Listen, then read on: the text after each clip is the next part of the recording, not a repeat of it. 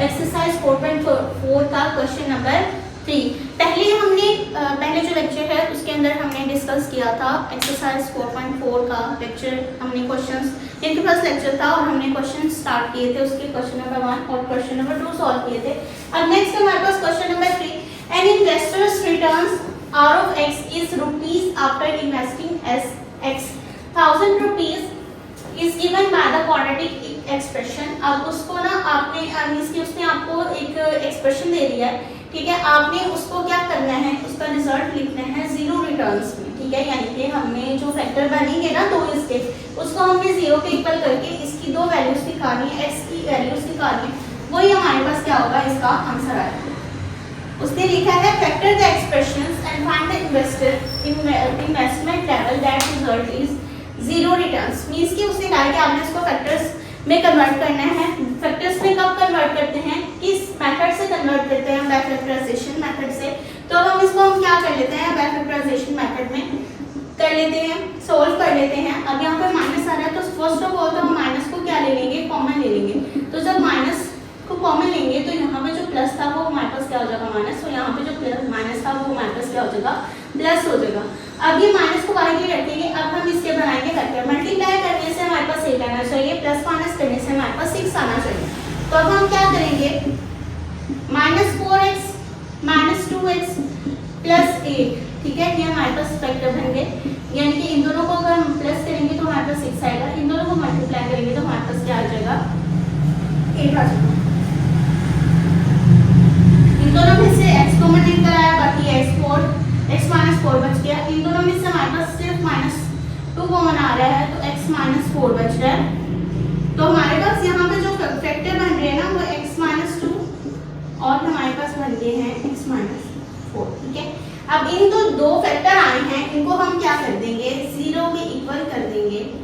तो हमारे पास यहाँ से x की वैल्यूज निकल आएंगी। तो यहाँ पे एक तो आ जाएगी 2 और एक आ जाएगी हमारे पास 4। तो यही हमने इसके आंसर में निकालना था। उसने हमें यही कहा था कि आपने इसके एक्सप्रेशन को फैक्टराइजेशन के अकॉर्डिंग सॉल्व करना है। और उसने ये तो नहीं कहा था कि आपने फैक्टराइजेशन के अकॉर्डिंग सॉल्व करना है, बट उसने इस फैक्टर की बात की थी। तो फैक्टर हम फैक्टराइजेशन में ही निकालते हैं, ठीक है। और फैक्टर्स को हमने क्या करना है, 0 के इक्वल करना है और हमने उसकी रिटर्न्स को फाइंड आउट करना था। तो हमने यहाँ पे इस क्वेश्चन नेक्स्ट हमारे पास क्वेश्चन नंबर 4।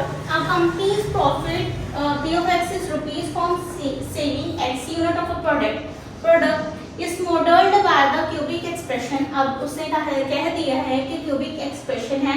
अब आपने इसको फैक्टराइज करना है।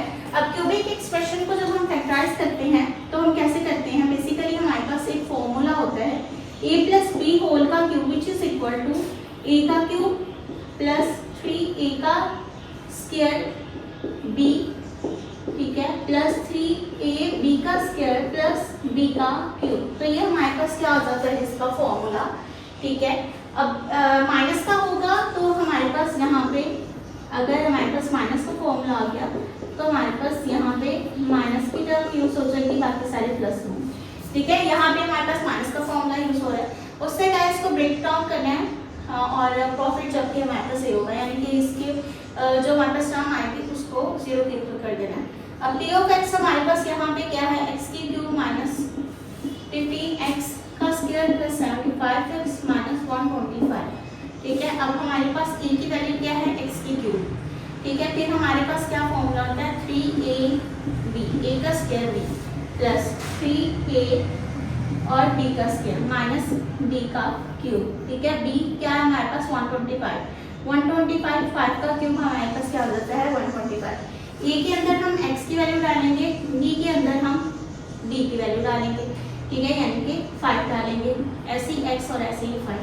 अब हम इनको वैल्यू को कैलकुलेट करके देख लेते हैं। 3 5 का 50 और साथ में x का स्क्वायर, 3 और 25 का 75 और साथ में x, और ये हमारे पास वैल्यू वैसे है।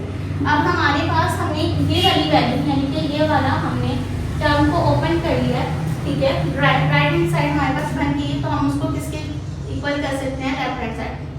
यहाँ पे हमारे पास क्या आ जाएगा, x -5 का क्यूब, ठीक है, p of x।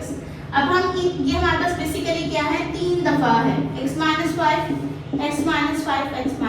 अगर हम तीनों दफा इसको मल्टीप्लाई करेंगे तो हमारे पास यही एक्सप्रेशन आएगा, ठीक है। 0 के इक्वल करते हैं, x minus 5 which is equal to 0, x minus 5 which is equal to 0। आप एक दफ़ा भी कर सकते हैं, तो हमारे पास तीनों का आंसर 5 ही आएगा। तो हमारे पास यहाँ पे क्या आ जाएगा आंसर इसका 5। इनके 3 टाइम अगर हम इसको 0 को इक्वल करेंगे, क्योंकि उसने कहा कि आपके पास जो भी प्रॉफिट आया उसको क्या करेंगे हम 0 के इक्वल, तो हमारे पास जो x की वैल्यू आ गई है, यानी कि जो यूनिट है, सेलिंग यूनिट है, वो हमारे पास क्या है 5 है। ठीक है, ये था क्वेश्चन नंबर 5। उसने क्या तो potential energy P of x is an electric field varies as a cubic function. यहाँ पे भी इसने क्यूबिक फंक्शन की बात की है और distance x is given by, but यहाँ पे जो क्यूबिक फंक्शन का जैसे हमने फॉर्मूला पढ़ा था वो क्या लेंगे बिल्कुल भी सही नहीं है। यहाँ पे b की वैल्यू नहीं दी थी, इसलिए हम वो वाला फॉर्मूला अप्लाई नहीं कर सकते। तो अब हम इसको फैक्टराइज ही करेंगे। फैक्टराइज में हमारे पास जो फैक्टराइजेशन होती है उसमें हमारे पास जो लार्जेस्ट वैल्यू होती है ना, लार्जर एक्स की पावर होती है, वो होती है x। तो अब यहाँ पे हमें x भी कॉमन नजर आ रहा है, ठीक है, और साथ में 2 भी नजर आ रहा है, तो हम 2x को कॉमन ले लेंगे। बाकी यहाँ पे x का स्क्वायर, यहाँ पे हमारे पास 3x और यहाँ पे हमारे पास 2 बचा है। ठीक है, अब इसको हम क्या कर देंगे, इसको हम क्या लेंगे फैक्टराइज कर देंगे। मल्टीप्लाई करने से 2 आना चाहिए, प्लस माइनस करने से 3 आना चाहिए। तो हम 2x माइनस x प्लस 2 को कर देंगे, यानी कि 2 को माइनस प्लस किया 1 में 3 आ जाएगा, 2 को 1 से मल्टीप्लाई किया 2 आ जाएगा।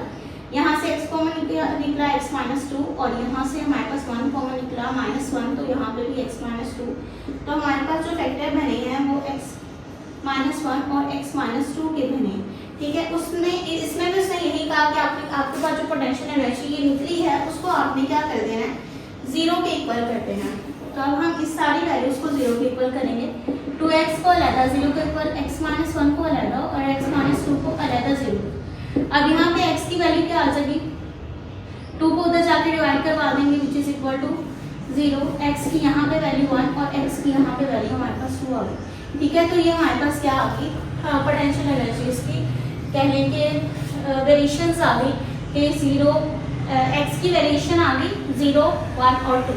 ठीक है, ये था हमारे पास question number 6। In structural engineering the deflection y of x of a beam is given. हमें y ऑफ x दिया गया है और उसने कहा है कि इक्वेशन वर्टिकल डिफ्लेक्शन में any point x along the beam, एक पॉइंट x है जो बीम के अलोंग है, find the value find the point at 0 deflection. अब हमने 0 पे डिफ्लेक्शन फाइंड आउट करनी है, हमारे पास क्या आती है डिफ्लेक्शन, तो y of x is equal to, यहाँ पे हमें क्या नजर आ रहा है, ये पहले इक्वेशन लिख लेते हैं।